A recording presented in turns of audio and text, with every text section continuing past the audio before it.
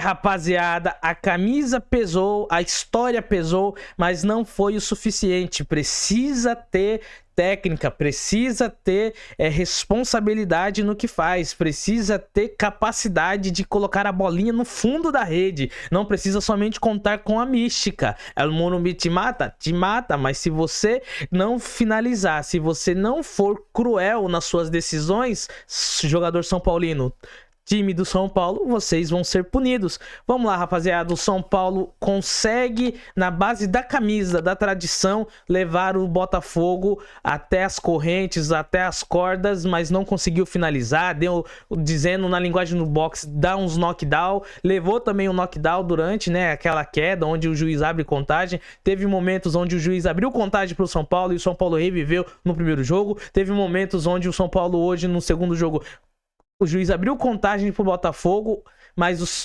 o Botafogo se levanta naquele cenário cinematográfico, heróico, e sai por cima vencendo nos últimos minutos com um nocaute que é doloroso para a torcida do São Paulo. É muito doloroso a maneira como que foi. O São Paulo teve aquela trajetória de patinho feio até nesse confronto contra o Botafogo e estava conseguindo virar ali o cisne, mas no finalzinho não deu certo. Se inscreve no canal, deixa o like e vamos lá. São Paulo chegou sim na base da camisa, porque sim, a camisa pesou. O São Paulo foi muito bem. Cara, o São Paulo tem um time inferior ao Botafogo. Se você disser que a camisa não pesou, você está mentindo. O São Paulo tem um time muito inferior tecnicamente ao Botafogo. Teve um investimento muito pequeno se comparado ao investimento do Botafogo. Botafogo hoje é o melhor time, eu digo, de futebol jogado da América. É o melhor time do Brasil.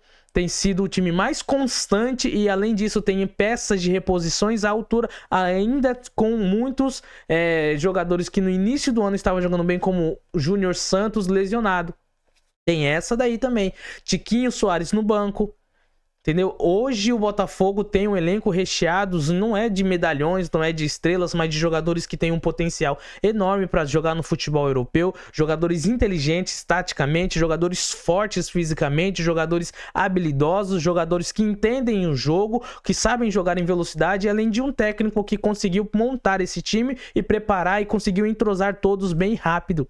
Então a gente sabia que o Botafogo era favorito, todos sabiam disso, a torcida do São Paulo sabia e todos soubemos, e por isso a estratégia no primeiro jogo, saíram comemorando, era de se comemorar mesmo o empate. Toda a sorte que o São Paulo teve no primeiro jogo, de não sair com a derrota, de não sair ali com o placar elástico, pelo que foi apresentado no primeiro tempo, pelo que foi o jogo em si, porque no segundo tempo o São Paulo conseguiu equilibrar, e ali teve a chance também cara a cara com o Caleri, que está devendo. Senhor Caleri, você está devendo, infelizmente podemos colocar nas suas contas essa desclassificação, mas também na conta de todo o elenco do São Paulo, que em uns certos momentos deixou de acelerar quando tinha que acelerar. Luiz Gustavo, eu acho, excesso de confiança numa bola simples de domínio e acabou errando o domínio. Pode acontecer, mas não pode o Rafael sair do jeito que saiu do gol, com a mão mole, cara. Tem que sair com força, não foi um chute forte para ele resvalar somente, tocar e jogar, lançar praticamente, dar uma assistência pro Almada vir de cabeça e acabar ali, sabe, deixando 1-0 logo no início. O senhor Lucas, que não tem jogado muito bem desde que foi para a seleção, até antes de ir para a seleção, caiu de rendimento e mais uma vez hoje não jogou muito bem. No segundo tempo a equipe toda cresceu na base da camisa, na base da tradição e da torcida empurrando, e também porque o Botafogo recuou um pouco. O Arthur Jorge fez substituições que tirou ali a força, a potência do Botafogo, tirou o Gregory, tirou o Barbosa, que estava junto com o Bastos conseguindo anular o Caleri, entendeu? Se inscreve aí no canal, deixa o like aí. Você que é São Paulino e tá indignado junto comigo, vamos deixar o like aí pra fortalecer, porque, cara, essa ressaca moral de eliminação é doído. Da maneira como foi, o roteiro de tudo foi doído. Chegamos a acender aquele fio de esperança pra no final ser arrancado da maneira mais abrupta possível, ser arrebatado de nós a esperança. É doído, é doloroso, mas faz parte. Futebol é isso. Tem aquele áudio que o cara fala, cara, eu queria só curtir uma coisa mais leve, eu queria ficar tranquilo, eu queria não me importar com nada, mas infelizmente eu amo esse negócio chamado futebol, e isso nos afeta, e isso mexe com o nosso emocional, não tem como explicar, é amor. É um sentimento que jamais se acabará, já diz a música da Independente do São Paulo, e acredito que é um sentimento que jamais se acabará. Todos que são amantes do futebol, que amam esse esporte emocionante, que vai de 0 a 80, de 8 a 80, de 0 a 100 muito rápido. Cara, e foi teste pra cardíaco esse jogo. Vamos lá, o Lucas perdendo um pênalti. Botafogo 1 a 0 com um vacilo do Luiz Gustavo. E depois disso, Caleri perdendo gol. Perdendo chances cara a cara com o goleiro. Barbosa, o time do Botafogo também perdendo um gol com o Igor Jesus. Ele vai dar um chute. O tanto de gol que o Botafogo perdeu no primeiro jogo. Então, cara, foi um confronto muito legal. O São Paulo, levou na camisa, não perdeu no tempo normal pro Botafogo. Conseguiu esse feito.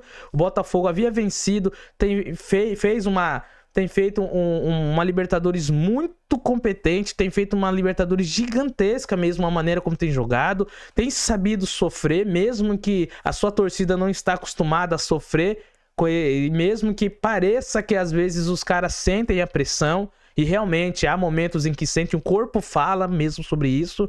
Eu vi uma análise muito inteligente de um comentarista falando que às vezes o nosso corpo sente, e isso automaticamente no nosso consciente, subconsciente, demonstra pro adversário que a gente sentiu, que estamos com medo, a ponto de nós tirarmos um meio atacante, colocarmos um volante, e isso no subconsciente vai falando, opa, os caras sentiram, e agora a gente vai atacar, e a gente vai pra cima, e a gente vai conseguir. Cara, e realmente é isso, o São Paulo sentiu, aquele lema, o Tubarão sentiu o cheiro de sangue, teve chances, conseguiu ir, o Luciano entrou muito bem, o William Gomes infelizmente sentiu a pressão, é garoto, é novo, valeu a pena tentar, arriscar, mas mais corajoso do que colocar o garoto pra jogar é tirar o garoto, mesmo sabendo que ele pode se sentir mal, e depois é conversar com ele, explicar, falar, ó, eu vi que não tava dando certo, então precisei colocar um cara que tem mais casca, colocou o Luciano, que entrou bem, o Luciano que não tava jogando bem, mas entrou, o Luciano pode falar o que for, mas em momento decisivo ele joga bem, ele consegue trazer aquele espírito de luta, de raça pra equipe. E ali tem um pênalti, o São Paulo acaba perdendo, o Lucas, batedor oficial, acaba batendo na trave. Cara, poucas vezes na vida eu tive saudade do Reinaldo.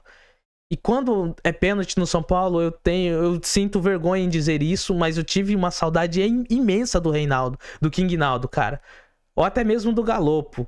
Eles não rendem o esperado em campo, mas na hora de bater pênalti os caras não pipocam, sabem bater, cobram bem, com força, jogam no canto, indefensável. Cara, como eu senti falta do Reinaldo hoje na hora dos pênaltis ali, e principalmente no pênalti decisivo ali do São Paulo ali, que poderia ter empatado no primeiro tempo e o jogo poderia ser totalmente diferente, o São Paulo poderia voltar melhor, assim como o Botafogo poderia melhorar e também virar essa bagunça que foi. Mas o importante é que não faltou raça pro São Paulo, faltou foi concentração. A gente sabe que num duelo desse daí decisivo, os mínimos detalhes é o que vai fazer a diferença, e o São Paulo pecou nos detalhes. Pecou na tomada de decisão um pouquinho errada, no posicionamento errado, naquele domínio que sobrou ali pro Igor Jesus, que ele acaba fazendo passe pro Savarino, e o Savarino faz o cruzamento, e nesse outro mínimo detalhe, o Rafael dá um toque fraco demais.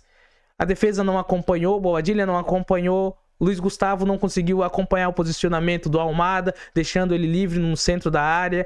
A defesa recuou demais na hora para tentar bloquear, ficando marcando o Arboleda, marcando o Alan Franco marcando o Arboleda sem nenhum adversário, sem nenhum jogador do Botafogo ali. Entendeu? Então é coisa de detalhe, velocidade de jogo, que é coisa muito rápida, o pensamento.